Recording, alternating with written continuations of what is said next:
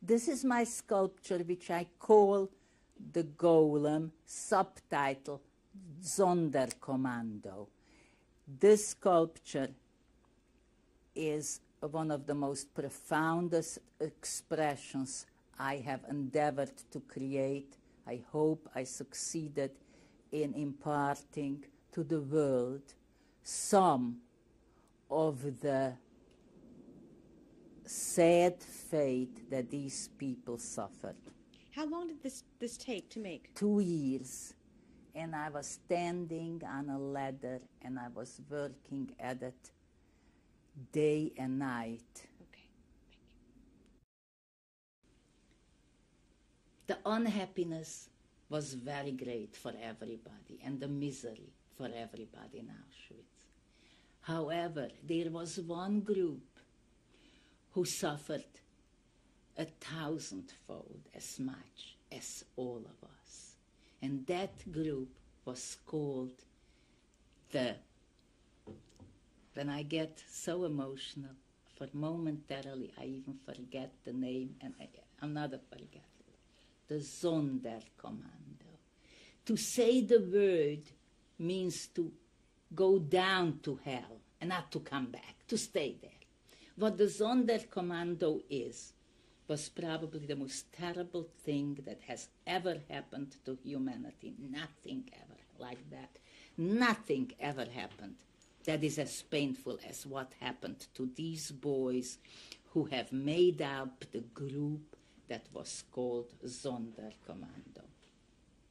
At random, they picked out anything between 16 to 22-year-old boys. Your brother, my boyfriend, your cousin. It wasn't some kind of a special group. And they put them down in between the crematorium and in between the gas chambers and in between the crematorium. They had to take out the dead bodies and throw them into the gas chamber. They had to take out from the gas chamber the bodies and throw them into the crematorium. Before they did that, they had to examine their mouths for golden teeth.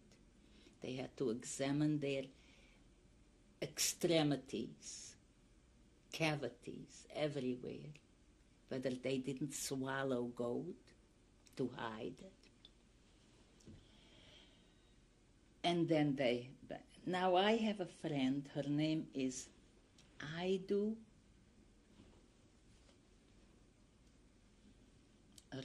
Her name is Aidu. She is alive and she is well. I should have written down 1 or 2 names. It never occurred to me that I will be affected by the memory so that my memory will erase certain words. I'm not used to it. I'm very surprised at my own self, that actually my memory, what Ida, okay. We'll come back to you. I will come. Did you have direct communication with the men? Yeah, with her. She had a brother, Laibu was his name, and he was one of these Sonderkommandos. And he used to come up to the wire. They discovered each other from one lager to the other, between men and women. Whenever possible, we made sign language or asked somebody, if you know somebody so-and-so. This is how we searched whether we have somebody from the family in that man's lager. And like this, she discovered that in another lager next to hers, she had her brother, Leibi. Leibi or Leibu. Leibi, I think we used to call it. Leibi used to come to, when they discovered each other, Leibi used to come to the electrical wire and throw her over some food and notes. And every time he was inebriated, he was completely drunk. He was like a robot. And he wrote to her that he is a Sonderkommando guy. He works with the Sonderkommando. He's one of these. And he used to write in the notes that it is the most terrible thing that is happening to us, and whatever we find, drinks, we can have as much as we want.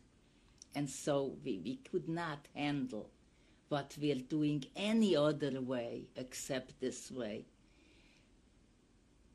And we knew that these people were selected, that these people after 6 weeks or 8 weeks were themselves exterminated because they were no good anymore. It was so demanding that they just killed them and they selected a new group. One of the notes that my friend received from her brother Libby from across the electrical wire said that today our whole family came into my factory. Now this friend Ida was with me in the Budapest school, so she was much earlier in Auschwitz than her family. And this boy was also her brother, much earlier in Auschwitz than their family who came from another town. And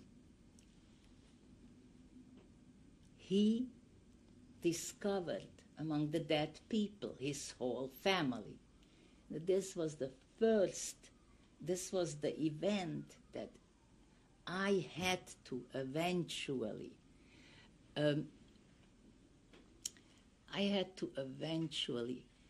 immortalize it. I had to make a sculpture in memory of this unfortunate group that was called the Sonderkommando.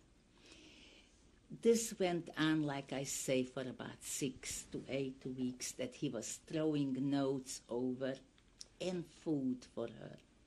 And then she received from him a note that said, "God be with you. Don't come anymore to the wire, because I will not come anymore to the wire." And she's keeping his Yortzeit, which means the day of remembrance. That day, she keeps the day when you have a day of remembrance for the dead, because she knew that that was the day when they killed her brother.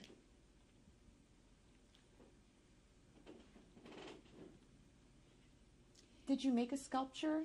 I have made a sculpture. After many years, I felt that I wasn't, in Hebrew, you say, I wasn't ra'ui lekacha. I wasn't mature enough to attempt such a project. I considered myself a novice who cannot encounter a job like this because I wanted to do it justice. And by God, 40 years later, I done it justice, man. I did it. It is singing with life. I brought them back. It's sad, but the beauty is a victory for the living. And it's a victory that something beautiful could be made out of such a terribly, terribly tragic situation.